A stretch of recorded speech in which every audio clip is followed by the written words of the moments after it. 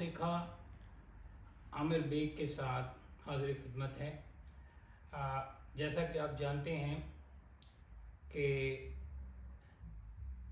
दारुल उलूम मोहब्बत और इश्क के जय्यद नासिर अली सैयद आज हमारे साथ हैं।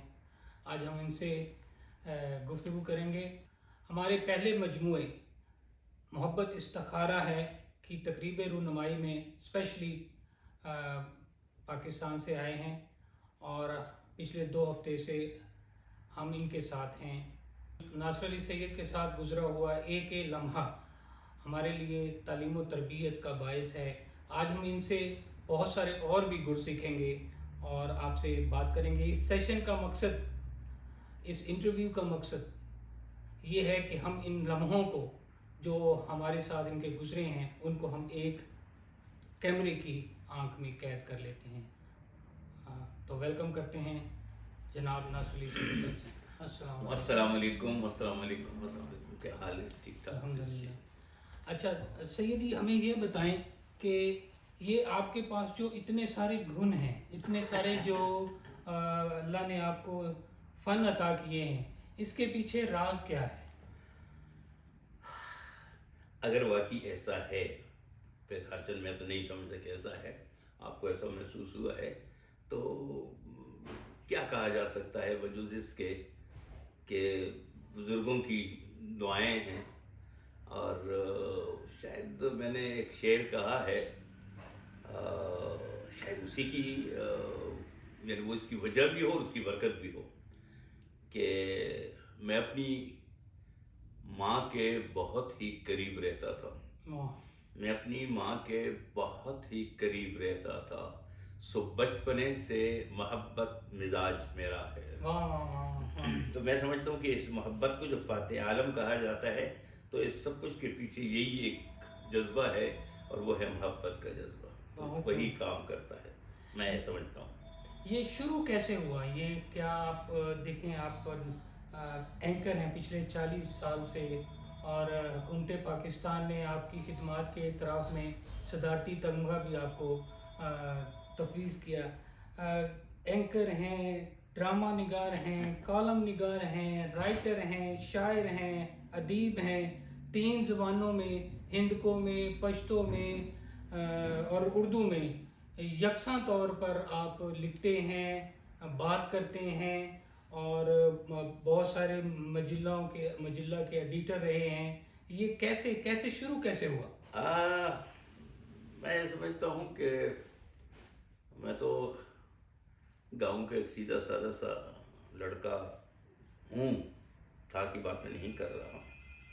तो बस ऐसा है कि शायद मौला का करम ये हुआ कि मैं एक ऐसे खानवादे में पला बड़ा कि जिसको आप कह सकते हैं कि एक इल्मी खानवादा था। मेरे वालिद साहब अल्लाह की मग़फ़िरत करे, तो उनकी जो लाइब्रेरी थी जो घर में मौजूद थी, जिसके अंदर हमें जाने की इजाज़त तो नहीं थी, लेकिन मैं कभी कभी उनकी गैर हाज़िरी में चुप्पे से दरवाज़ा खोल के अंदर जाकर उनकी किताबों को देखता था।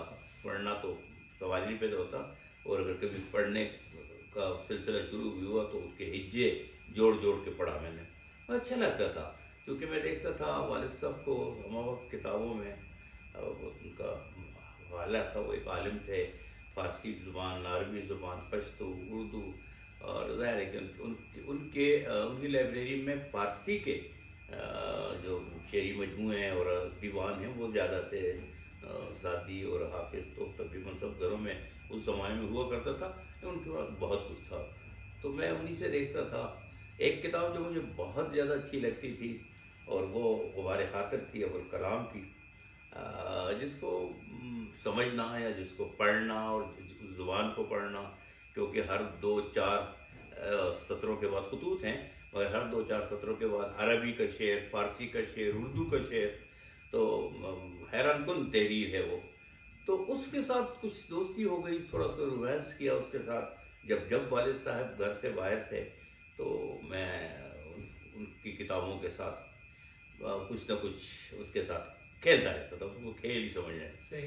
तो शायद उनका वो लम्स था وہ شاید کچھ اندر سرایت کر گیا تھا. اور پھر ایسا بھی ہوا تھا کہ میرے والد صاحب جب ہمارے گاؤں میں حجرہ تھا تو حجرے میں وہ بیٹھتے تھے، اور جب وہ شام کو گفتگو کر وہ بہت اچھا لگتا تھا مجھے.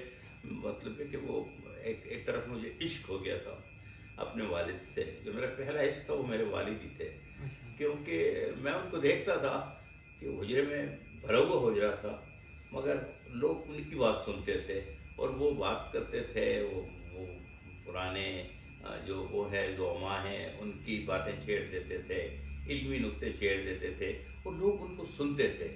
تو مجھے یہ بات بہت اچھی لگتی تھی کہ ایک شخص بول رہا ہے اور اتنے بہت سے لوگ بیٹھ کے اس کو سن رہے ہیں.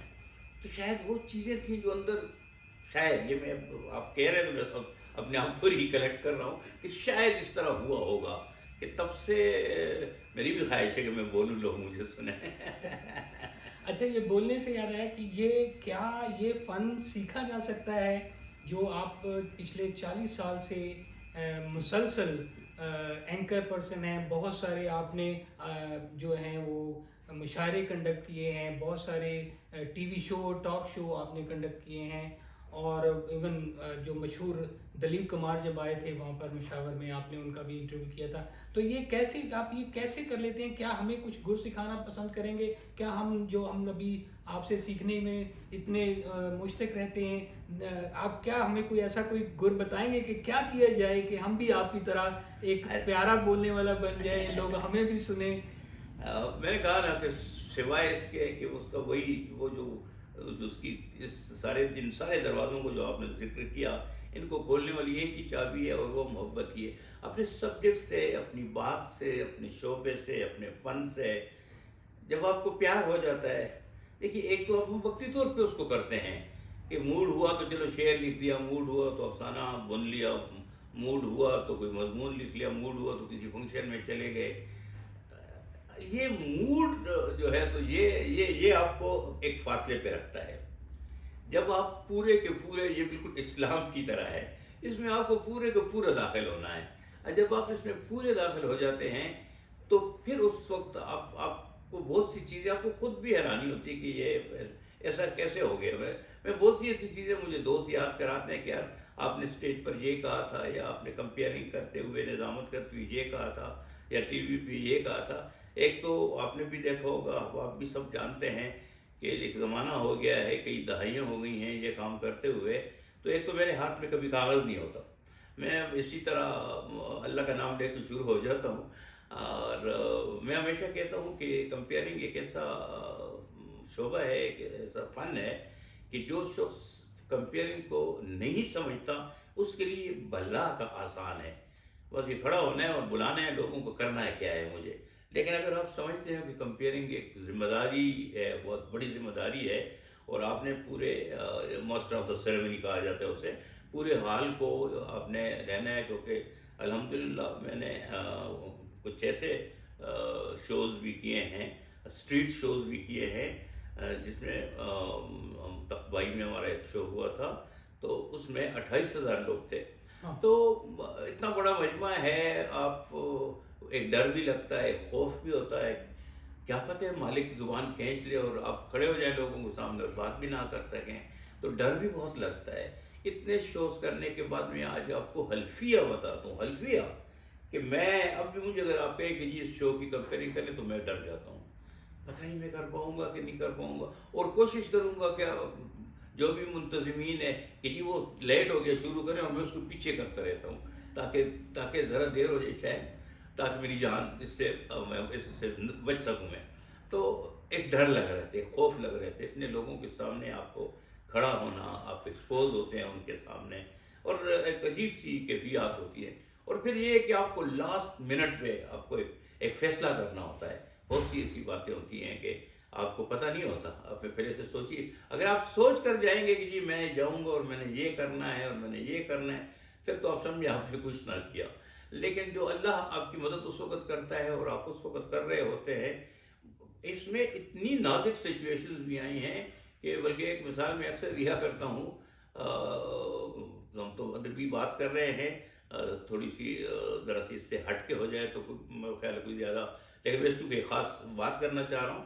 تو وہ یہ تھا کہ جس وقت 7 ایجنسیوں کا ایک بہت بڑا جلسہ ہو رہا تھا اور بہت بڑا پنڈال تھا اور اس کو خطاب کرنا تھا مشرف، جنرل پرویز مشرف جو کہ اپنی کمپین کے لیے نکلے ہوئے تھے، تو وہ اس کو ان کو خطاب کرنا تھا، اور ہم نے اس سب لوگوں کو یہ بتا دیا تھا کہ یہ ہمارے مہمان ہیں اور اب کسی نے کوئی بات نہیں کرنی۔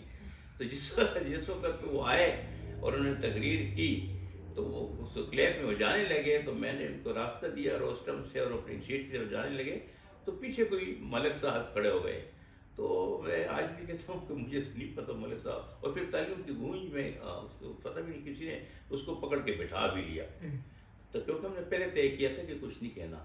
مشرف ذرا مختلف آدمی تھے، میں اس کی ملاقاتیں 1-2 ہیں لیکن وہ بہت ہی مختلف آدمی ہیں، تو وہ اس نے اس کی نظر پڑ گئی اس پر، وہ واپس اپنی سیٹ سے روسٹم کی طرف آئے، اور میں روسٹم پہ کھڑا ابھی ان کو شکریہ ادا کر رہا تھا، اس مرحلے میں تھا کہ لوگ خاموش ہوں تو میں شکریہ ادا کروں، وہ واپس آ گیا، اور مجھے ابھی تک وہ منظر یاد ہے، باقاعدہ میری کاندھے پر ہاتھ رکھ کے جیسے گڈ فرینڈس، اور مجھے کہنے لگے کان میں کہ ملک صاحب کیا کہتے ہیں۔ اب میری بلا کو بھی نہیں پتا کہ ملک صاحب نے کیا کہا ہے، کیونکہ وہ ہنگامے میں اور غصہ بھی تھا مجھے کہ یار میں منع کیا تھا کسی نے بات نہیں کرنی، یہ کہاں سے کھڑا ہو گیا، اس کو بٹھا دیا تھا کسی نے، اس کی بات بھی شاید پوری نہیں ہوئی، اور یہ بھی اب نہیں پتا مجھے آج تک کہ اس نے شریف آدمی نے کہا کیا تھا۔ تو اس نے مجھ سے پوچھا ملک صاحب کیا کہتے ہیں، تو میں نے کہا جی ملک صاحب کہتے ہیں آپ نے کہا نا کہ 5 سال کے لیے مجھے قبول کر لیں، وہ کہتے ہیں ہمیں آپ 10 سال کے لیے مانتے ہیں۔